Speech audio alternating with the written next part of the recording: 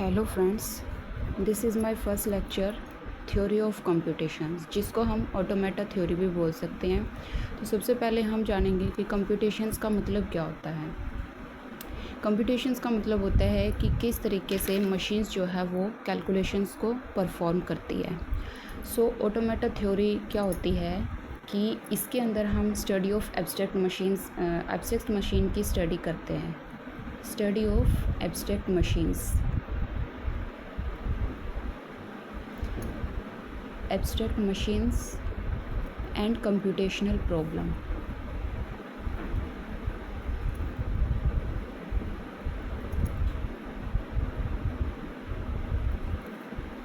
सो जितनी भी हमारी कंप्यूटेशनल प्रॉब्लम होती है, जितनी भी इसके अंदर हमारी कोई भी स्पेसिफिक प्रॉब्लम होती है, वो हम इन एब्स्ट्रैक्ट मशीन्स के द्वारा अपनी प्रॉब्लम को सॉल्व करते हैं। तो सबसे पहले हम ऑटोमेटा थ्योरी के अंदर कुछ बेसिक टर्मिनोलॉजीज़ पढ़ेंगे। बेसिक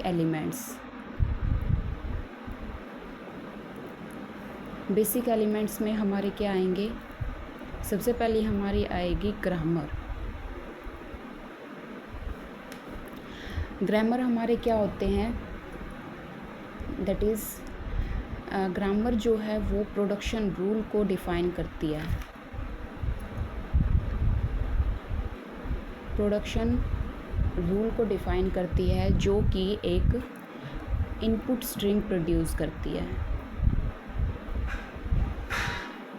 नाउ अब आएगी हमारी इनपुट स्ट्रिंग।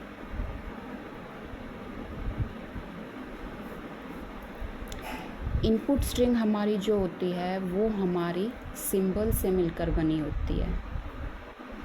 सिंबल से मिलकर बनी होती है, जो एक लैंग्वेज प्रोड्यूस करती है। फिर उसके बाद हमारी आएगी लैंग्वेज।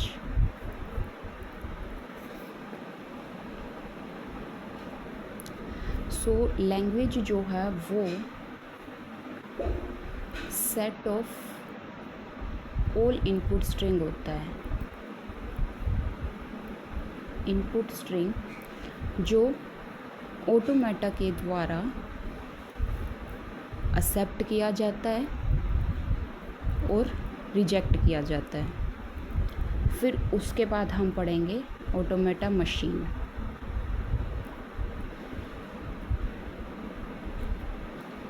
ऑटोमेटा मशीन जो है वो हमारी लैंग्वेज को रिकॉग्नाइज करता है। ठीक है, इसमें हमारे कुछ और बेसिक एलिमेंट्स भी होते हैं, जैसे कि सिंबल, अल्फ़ाबेट,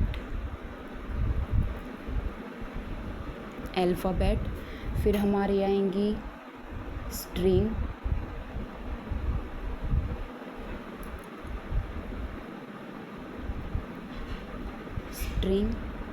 एंड लैंग्वेज।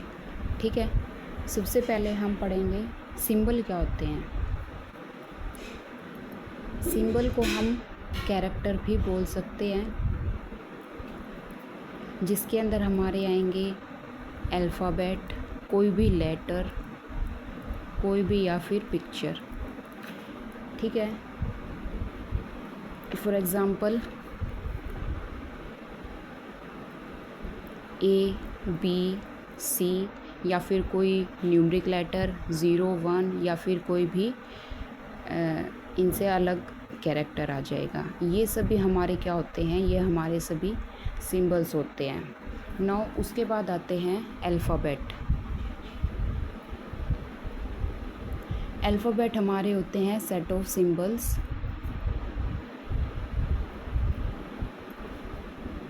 जो हमारे ऑलवेज़ फाइनाइट होते हैं, यानी कि जिसको हम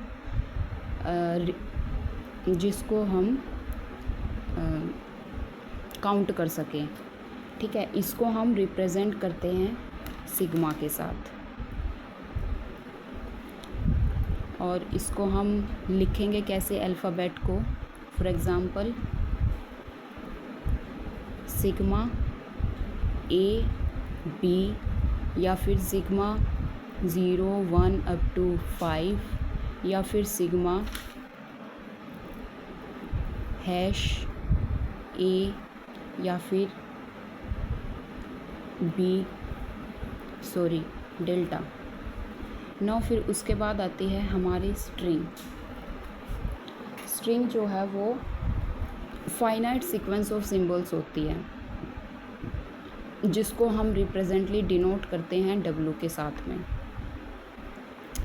डब्लू के साथ में हम स्ट्रिंग को डिनोट करते हैं, और स्ट्रिंग की लेंथ को बताने के लिए हम इस तरीके से डिनोट करते हैं। सो एम्प्टी स्ट्रिंग हमारी क्या होती है?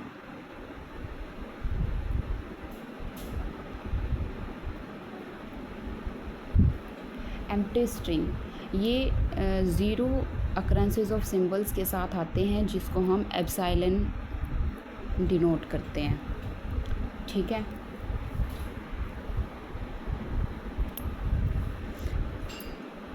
और नल स्ट्रिंग हमारी होती है दैट इज़ 5 से।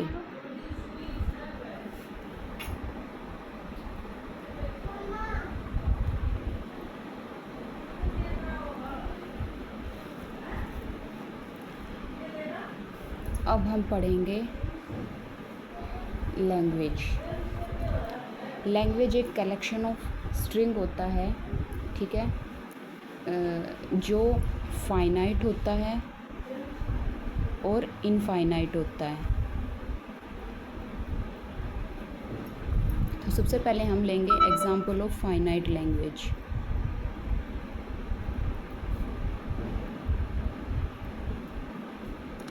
सपोज़ हम मान लो लेते हैं that is set of string 2।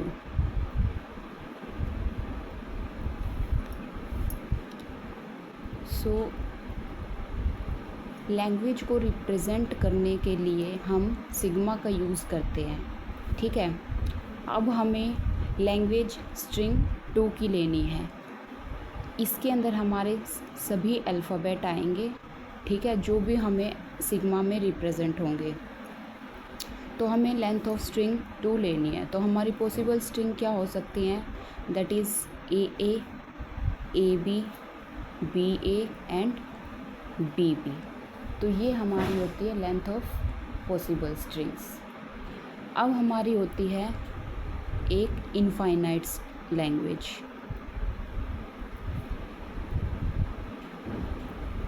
Infinite language में क्या होता है? हम अपनी स्ट्रिंग्स को रीड नहीं कर सकते हैं। फॉर एग्ज़ाम्पल हम लेते हैं सेट ऑफ स्ट्रिंग्स विद ए। ठीक है, ए से स्टार्ट होने वाली हम स्ट्रिंग लेते हैं, तो हमारी पॉसिबल स्ट्रिंग्स क्या बनेगी? दैट इज़ ए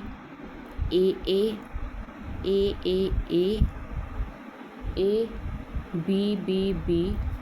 इसी तरीके से हमारी कुछ भी स्ट्रिंग्स बन सकती हैं इनफाइनाइट तरीके से। ठीक है, तो ये होती है हमारी लैंग्वेज। तो ये था हमारा आज का टॉपिक। आई होप आप सबको पसंद आया हो और समझ आया हो। Thank you.